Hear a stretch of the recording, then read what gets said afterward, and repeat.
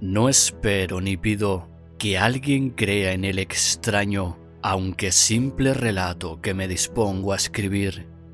Loco estaría si lo esperara cuando mis sentidos rechazan su propia evidencia. Pero no estoy loco y sé muy bien que esto no es un sueño. Mañana voy a morir y quisiera aliviar hoy mi alma. Mi propósito inmediato consiste en poner de manifiesto, simple, sucintamente y sin comentarios, una serie de episodios domésticos. Las consecuencias de esos episodios me han aterrorizado, me han torturado y por fin me han destruido. Pero no intentaré explicarlos. Si para mí han sido horribles, para otros resultarán menos espantosos que barrocos. Más adelante, tal vez, aparecerá alguien cuya inteligencia reduzca mis fantasmas a lugares comunes.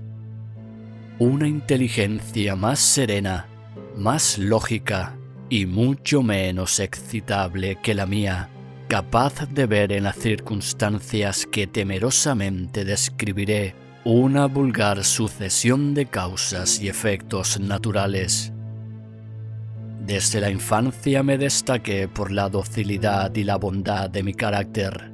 La ternura que abrigaba mi corazón era tan grande que llegaba a convertirme en objeto de burla para mis compañeros. Me gustaban especialmente los animales y mis padres me permitían tener una gran variedad.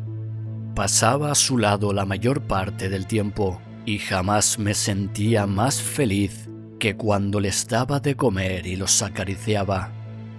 Ese rasgo de mi carácter creció conmigo y cuando llegué a la virilidad se convirtió en una de mis principales fuentes de placer. Aquellos que alguna vez han experimentado cariño hacia un perro fiel y sagaz no necesitan que me molesten explicarles la naturaleza o la intensidad de la retribución que recibía.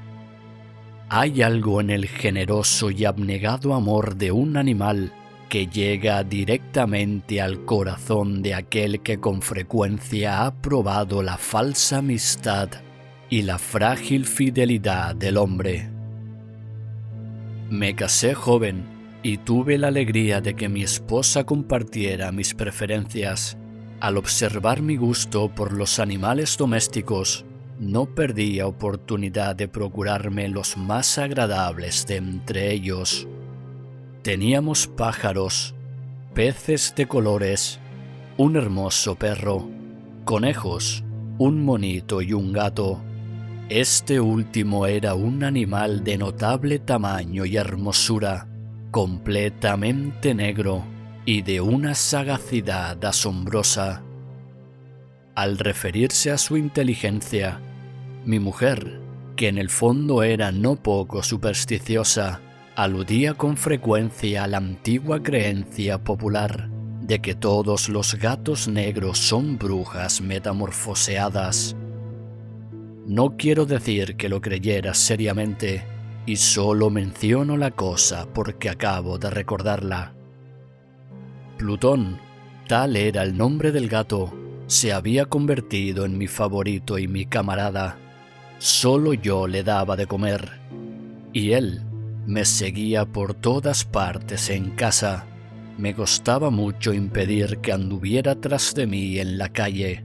Nuestra amistad duró así varios años, en el curso de los cuales, y enrojezco al confesarlo, mi temperamento y mi carácter se alteraron radicalmente por culpa del demonio.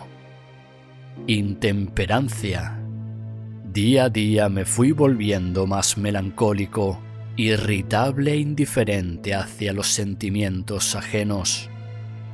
Llegué incluso a hablar descomedidamente a mi mujer y terminé por infligirle violencias personales. Mis favoritos, claro está, sintieron igualmente el cambio de mi carácter. No solo los descuidaba, sino que llegué a hacerles daño. Hacia Plutón, sin embargo, conservé suficiente consideración como para abstenerme de maltratarlo, cosa que hacía con los conejos, el mono y hasta el perro, cuando por casualidad o movidos por el afecto se cruzaban en mi camino. Mi enfermedad, empero, se agravaba, pues ¿qué enfermedad es comparable al alcohol? Y finalmente el mismo Plutón, que ya estaba viejo y por tanto algo enojadizo, empezó a sufrir las consecuencias de mi mal humor. Una noche en que volví a casa completamente embriagado, después de una de mis correrías por la ciudad, me pareció que el gato evitaba mi presencia. Lo alcé en brazos, pero, asustado por mi violencia, me mordió ligeramente la mano.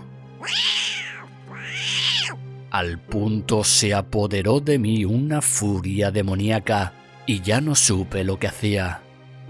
Fue como si la raíz de mi alma se separara de golpe de mi cuerpo. Una maldad más que diabólica, alimentada por la ginebra, estremeció cada fibra de mi ser. Sacando del bolsillo del chaleco un cortaplumas, lo abrí mientras sujetaba al pobre animal por el pescuezo y deliberadamente le hice saltar un ojo. Enrojezco, me abrazo, tiemblo mientras escribo tan condenable atrocidad. Cuando la razón retornó con la mañana, cuando hube disipado en el sueño los vapores de la orgía nocturna, sentí que el horror se mezclaba con el remordimiento ante el crimen cometido, pero mi sentimiento era débil y ambiguo. No alcanzaba a interesar al alma. Una vez más, me hundí en los excesos y muy pronto ahogué en vino los recuerdos de lo sucedido. El gato, entretanto, mejoraba poco a poco.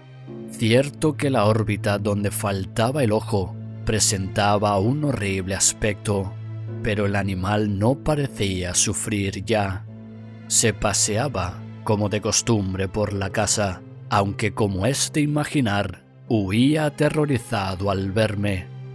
Me quedaba aún bastante de mi antigua manera de ser para sentirme agraviado por la evidente antipatía de un animal que alguna vez me había querido tanto, pero ese sentimiento no tardó en ceder paso a la irritación, y entonces, para mi caída final e irrevocable, se presentó el espíritu de la perversidad. La filosofía no tiene en cuenta a este espíritu, y sin embargo, tan seguro estoy de que mi alma existe como de que la perversidad es uno de los impulsos primordiales del corazón humano, una de las facultades primarias indivisibles, uno de esos sentimientos que dirigen el carácter del hombre. ¿Quién no se ha sorprendido a sí mismo 100 veces en momentos en que cometía una acción tonta o malvada por la simple razón de que no debía cometerla? ¿No hay en nosotros una tendencia permanente que enfrenta descaradamente al buen sentido, una tendencia a transgredir lo que constituye la ley por el solo hecho de serlo? Este espíritu de perversidad se presentó, como he dicho, en mi caída final, y el insondable anhelo que tenía mi alma de vejarse a sí misma, de violentar su propia naturaleza, de hacer mal por el mal mismo, me incitó a continuar y, finalmente, a consumar el suplicio que había infligido a la inocente bestia. Una mañana, orando a sangre fría, le pasé un lazo por el pescuezo y lo ahorqué en la rama de un árbol. Lo ahorqué mientras las lágrimas manaban de mis ojos y el más amargo remordimiento me apretaba el corazón. Lo ahorqué porque recordaba que me había querido y porque estaba seguro de que no había dado motivo para matarlo. Lo ahorqué porque sabía que al hacerlo cometía un pecado mortal que comprometería mi alma hasta llevarla, si ello fuera posible, más allá del alcance de la infinita misericordia del Dios más misericordioso y más terrible. La noche de aquel mismo día en que cometí tan cruel acción, me despertaron los gritos de incendio. Las cortinas de mi cama eran una llama viva y toda la casa estaba ardiendo. Con gran dificultad pudimos escapar de la conflagración mi mujer, un sirviente y yo. Todo quedó destruido. Mis bienes terrenales se perdieron y desde ese momento tuve que resignarme a la desesperanza. No incurriré en la debilidad de establecer una relación de causa y efecto entre el desastre y mi criminal acción, pero estoy detallando una cadena de hechos y no quiero dejar ningún eslabón incompleto. Al día siguiente del incendio acudí a visitar las ruinas. Salvo una, todas las paredes se habían desplomado. La que quedaba en pie era un tabique divisorio de poco espesor, situado en el centro de la casa y contra la cual se apoyaba antes la cabecera de mi lecho. El enlucido había quedado a salvo de la acción del fuego, cosa que atribuí a su reciente aplicación. Una densa muchedumbre habíase reunido frente a la pared y varias personas parecían examinar parte de la misma con gran atención y detalle. Las palabras extraño y curioso y otras similares excitaron mi curiosidad. Al aproximarme, vi que en la blanca superficie, grabada como un bajo relieve, aparecía la imagen de un gigantesco gato. El contorno tenía una nitidez verdaderamente maravillosa. Había una soga alrededor del pescuezo del animal. Al descubrir esta aparición, ya que no podía considerarla otra cosa, me sentí dominado por el asombro y el terror. Pero la reflexión vino luego en mi ayuda. Recordé que había ahorcado al gato en un jardín contiguo a la casa. Al producirse la alarma del incendio, la multitud había invadido inmediatamente el jardín.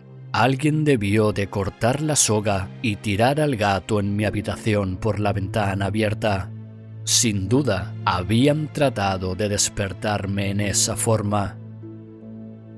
Posiblemente, la caída de las paredes comprimió a la víctima de mi crueldad contra el enlucido recién aplicado, cuya cal, junto con la acción de las llamas y el amoníaco del cadáver, produjo la imagen que acababa de ver.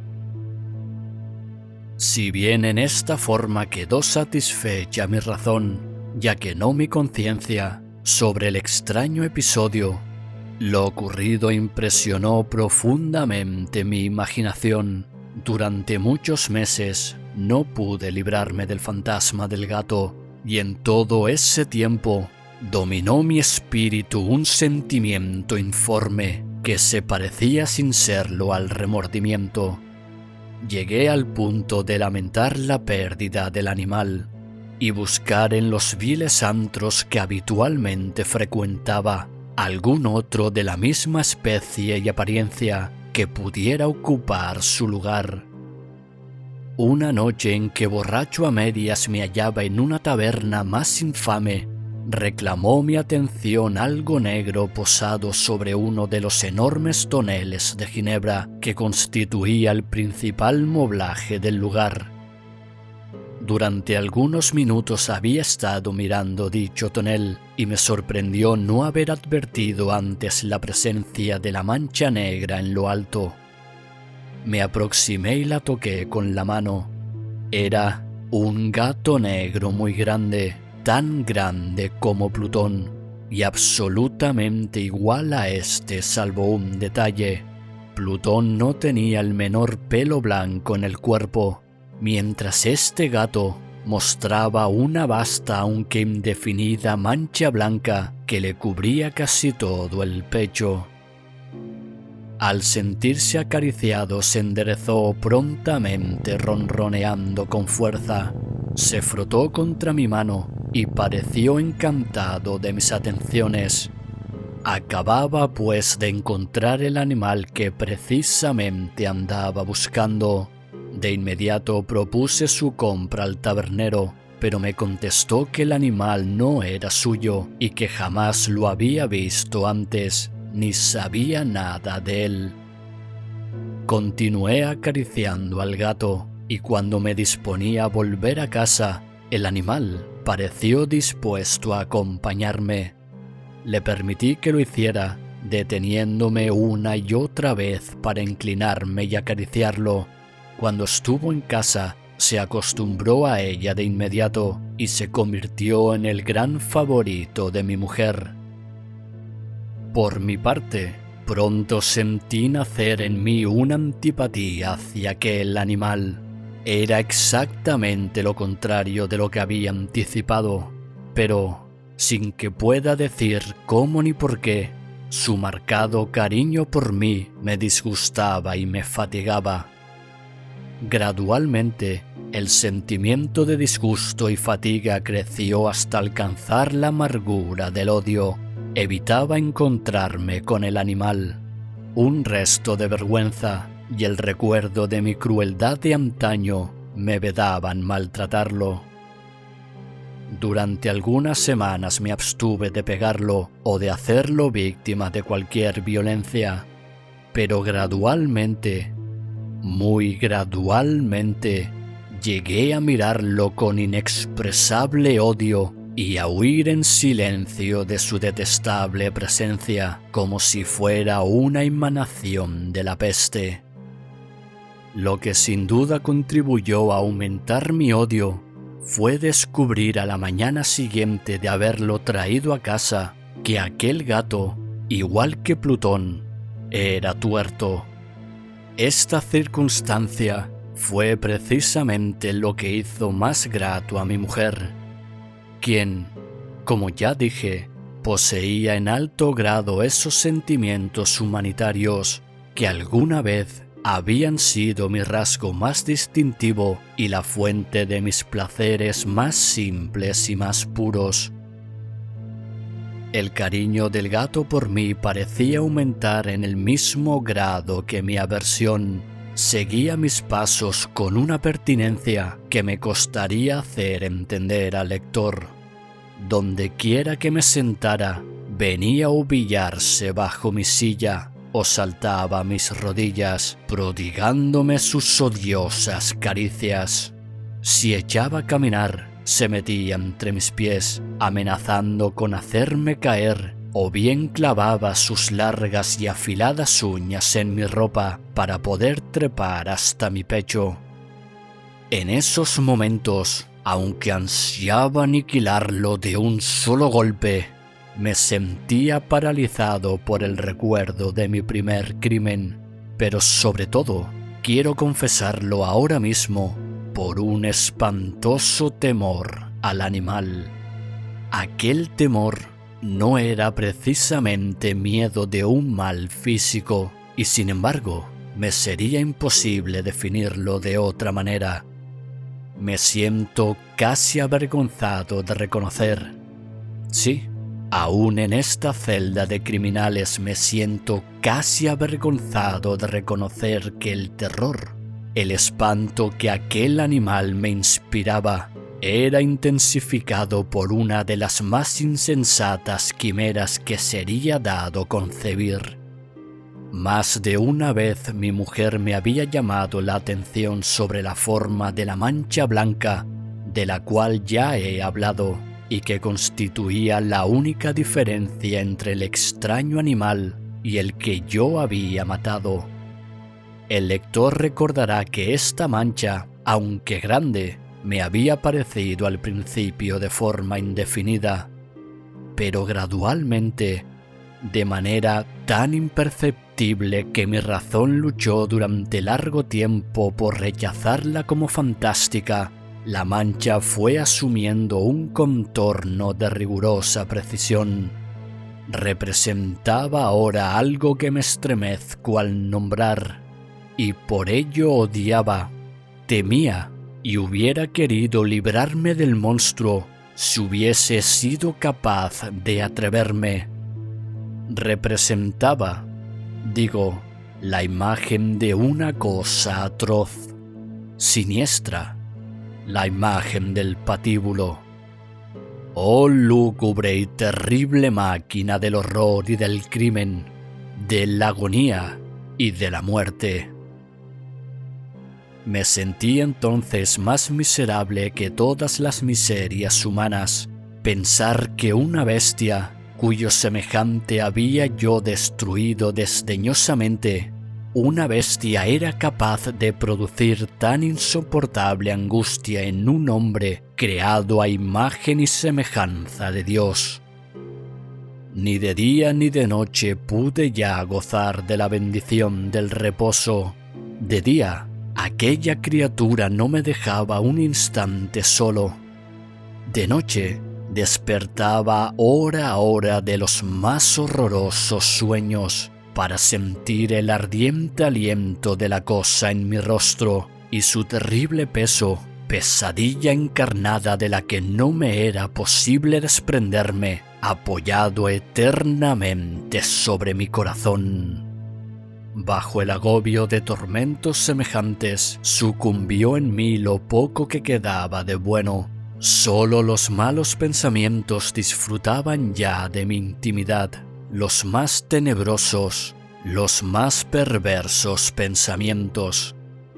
La melancolía habitual de mi humor creció hasta convertirse en aborrecimiento de todo aquello que me rodeaba y de la entera humanidad. Y mi pobre mujer, que de nada se quejaba, llegó a ser la habitual y paciente víctima de los repentinos y frecuentes arrebatos de ciega cólera a los que me abandonaba. Cierto día, para cumplir una tarea doméstica, me acompañó al sótano de la vieja casa donde nuestra pobreza nos obligó a vivir. El gato me siguió mientras bajaba la empinada escalera y estuvo a punto de tirarme cabeza abajo, lo cual me exasperó hasta la locura. Alzando un hacha y olvidando en mi rabia los pueriles temores que hasta entonces habían detenido mi mano, descargué un golpe que hubiera matado instantáneamente al animal de haberlo alcanzado. Pero la mano de mi mujer detuvo su trayectoria. Entonces, llevado por su intervención a una rabia más que demoníaca, me zafé de su abrazo y le hundí el hacha en la cabeza. Sin un solo quejido, cayó muerta a mis pies.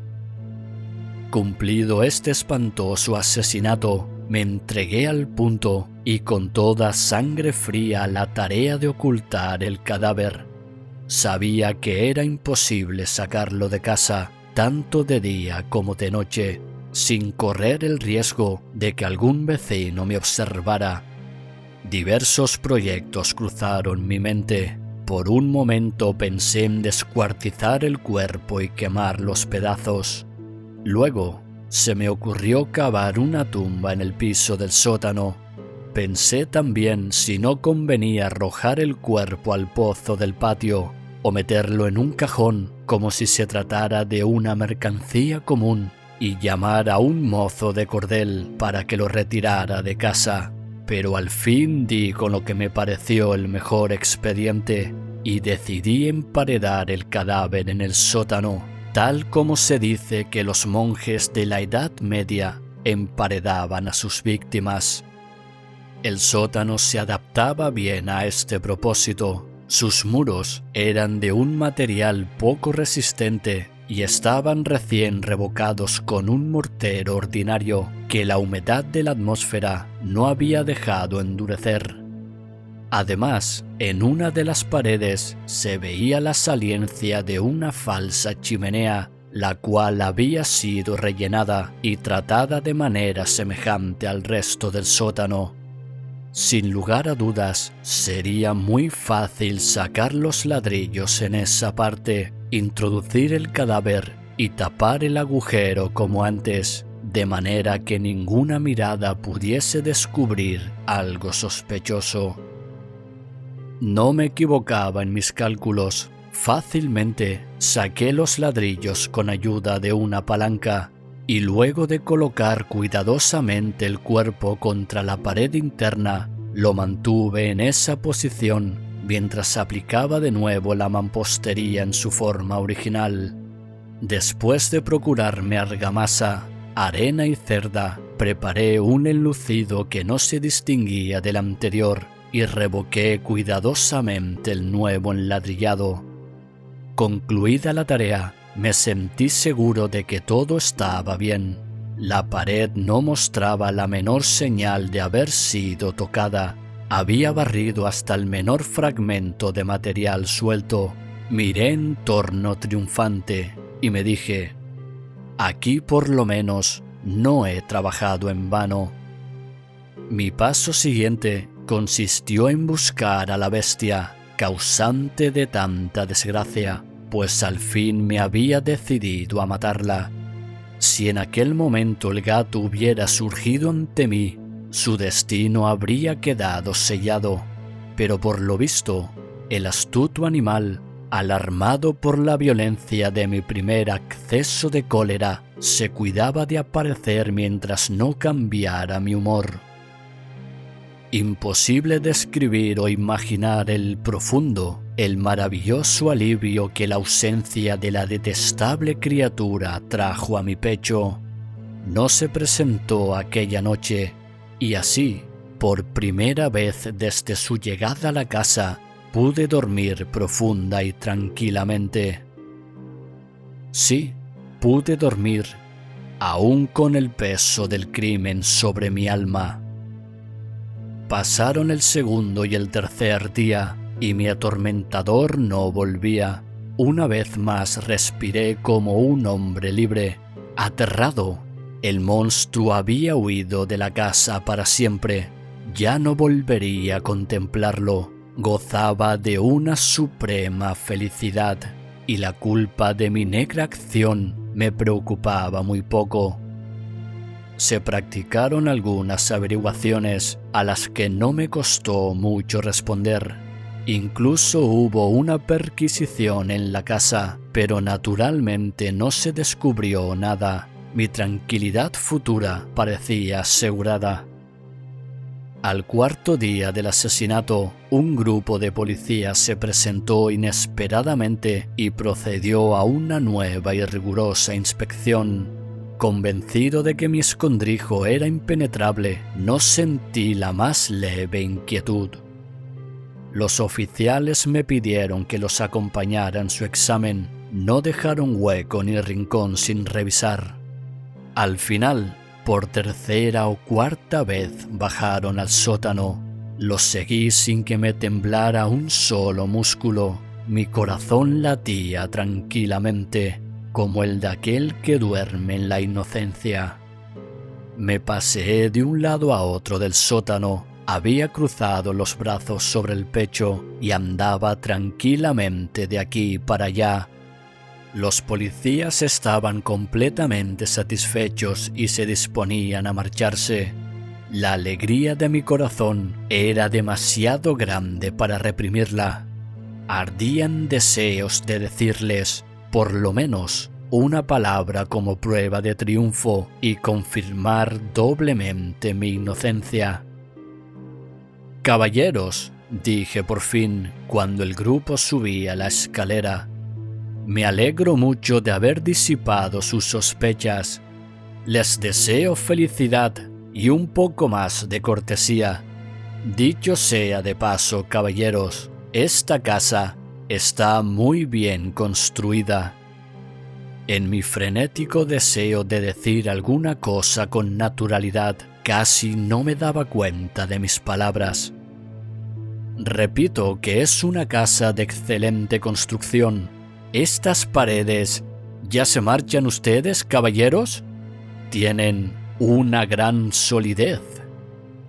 Y entonces, arrastrado por mis propias bravatas, golpeé fuertemente con el bastón que llevaba en la mano sobre la pared enladrillada tras la cual se hallaba el cadáver de la esposa de mi corazón.